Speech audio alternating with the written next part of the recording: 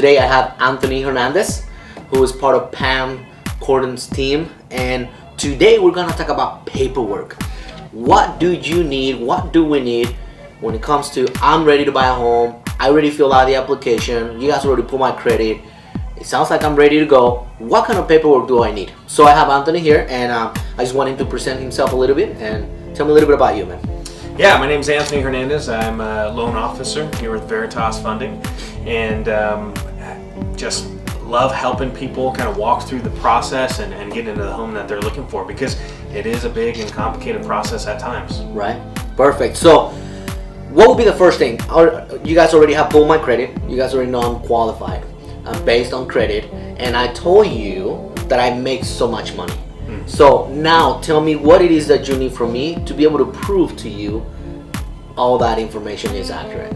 Well, that's perfect, Moises, because that's really, that whole pre-qualification process really is based on just what you tell us, right? So after that, what we're going to do is we're going to send out what's called a borrower's certification, and that is just basically permission that we can contact your employer and verify your employment. So they're going to get back to us and say, yes, Moises works this many hours typically a week. This is his wage. This is his, bonuses or overtime that he normally gets. And then we can kind of match that with the numbers you've given to us, and make sure that you don't get yourself in a position where you can't afford your mortgage. So that's the first thing. We do that, and then we start requesting documents, because we do have to source and season the funds that you have. So we're going to request 30 days of pay stubs. Paycheck stubs, 30 days. Yep. We're going to do 60 days of bank statements. And then we're going to do 2 years of W-2s and 2 years of tax returns. We also ask for copies of your ID.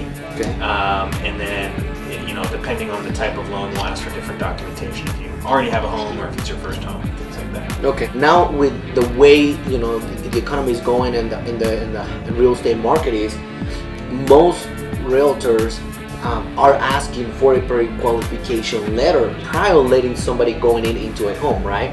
So basically, you guys can give that pre-qualification letter based on what the customer told you, right?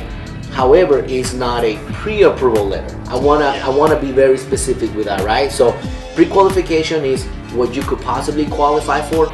Pre-approval is you already given us all the paperwork. We have already put everything in place, and you are pre-approved for this amount, right? Yeah, so pre-approval is like, you have your paperwork in place, we've verified your income, you have a property that you're actually looking at getting, and we've submitted some of its underwriting, we've looked at all of it, and we've come back and said, okay, we think everything's good. There's just 1 or 2 last steps that you might need to do. But that one is pretty solid. So that's very different than the pre-qualification, because the pre-qualification, like you said, is all based on what you've told us. Now, a lot of times what we'll try to do is, if we know you're getting ready to look for a home, we'll be asking for your verification of employment, these paycheck stubs and bank statements and all this stuff ahead of time, so then we have a really solid idea of what you can do, because as you know, Moises, a lot of people are involved in purchasing a home. A lot of different companies and different things like that. And so we want to make it as smooth as possible for everyone, and we would hate for our borrower to get out there, start looking for a home, find something they really like, and then they can't get it. Or they've started the process, gone under contract, made the offer, and then they can't get it, because that just is a whole waste of time for everyone. For everybody, exactly. So, including for the client, including for the customer. It's like the seller, everyone. Everybody.